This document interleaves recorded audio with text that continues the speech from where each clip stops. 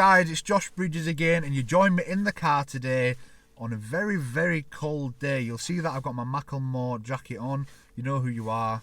But in today's video, we're going to be covering my review of the Turbosmart VR1 recirculation valve. Now, if you've watched the video, you'll know that I installed this part on Sunday evening. If you haven't watched this video, then more fool you, the link will be down below. But it was provided to me by Nick at AET Motorsport in Normanton, and thank you again for being able to do that.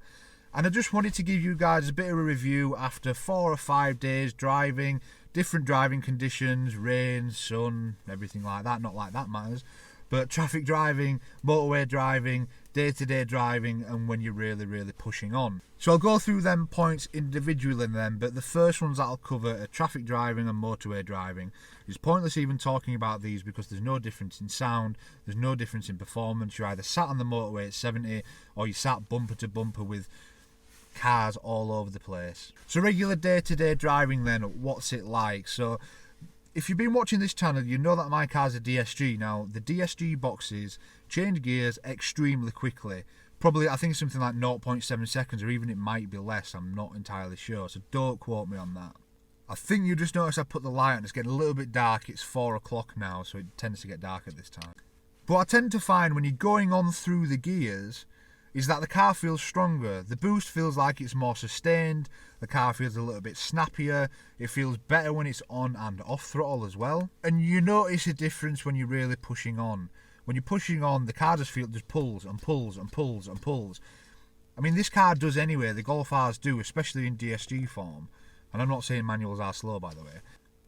But when you're really banging through them gears, you tend to notice it a little bit more. You've got a little bit of sound. You've got the sustained boost between the gears and through the gears. It's just a nice feeling. Now, in terms of this market, you've got a couple of options. You've got a dump valve, you've got a recirc valve, you've got a dual port. There's a couple of options available. Now, in my eyes, the dump valve, you only really get a dump valve unless you want noise. Simple as. But the dump valves themselves, they're not good for any cars with MAF. So if you've got a car with a MAF sensor, it's pointless looking at it. These Golfs don't, and I think a lot of VAG cars don't have MAF sensors. So it's an option for that, and you only really do it for noise.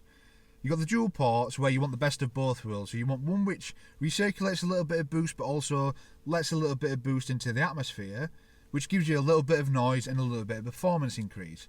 The third option recirculates all of the boost through, which is why I prefer recirculation valves. It's as simple as that. If you've been watching my videos, you'll see that I had the resonator delete done not that long back by Shak at Lounge Street Garage. Now, he also got one of these Turbosmart VR1s, so we were chatting a little bit on Messenger on Facebook just to find out what each other thinks. Now, he thinks the car sounds brilliant. He thinks the boost sounds a lot better and it sounds stronger. Sounds stronger, I don't know how that works. It feels stronger. But all in all, the people that I've spoken to who got them on the open day are very, very impressed. Now, what I'm getting a lot on Facebook and Instagram is what are the noise like when you're driving? What's the noise like when you're stationary? What are the noise like when you're revving? So, I'll tell the truth. I haven't heard that much of a noise. I can hear a little bit of flutter, and it's the recirc valve fluttering and not the turbo, by the way.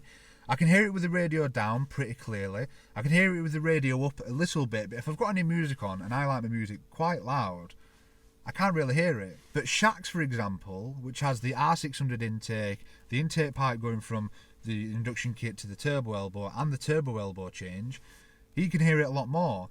Now, he actually sent me a video on Facebook Messenger of what his car sounds like, and he put it on the Golf R Owners Club as well. I think it sounds brilliant, and what I'll do is I'll put a bit of a comparison in between my standard car and Shak's Stage 2 car. I haven't actually listened to my standard car stationary yet, so if you can hear it, brilliant. If you can't, then it'll just make his sound even better.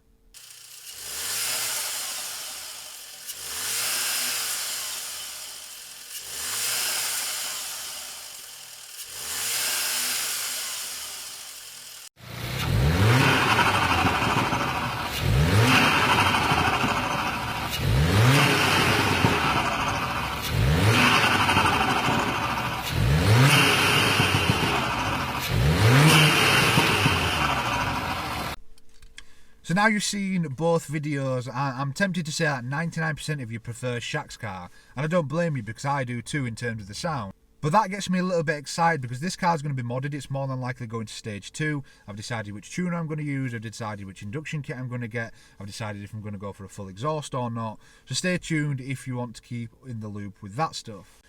But what's my final verdict on this product then? Now, if you haven't already guessed, I really like this product. I think it's a good development for the Golf and the MQB chassis in general. If you are interested in getting one, which a lot of people are at the moment, get in touch with Nick or George at AET Motorsport. If you're local to West Yorkshire, pop down, go have a chat with them. They're brilliant guys. But they are the Turbosmart distributor in the UK. They're the best place to get them. They're there for you if you need any technical issues. They can even fit it. If you haven't seen my fitting video, it takes around an hour, so it's not that difficult. But I've decided that I'm going to leave it on the car. I'm going to leave it on the car purely because of the way the car feels.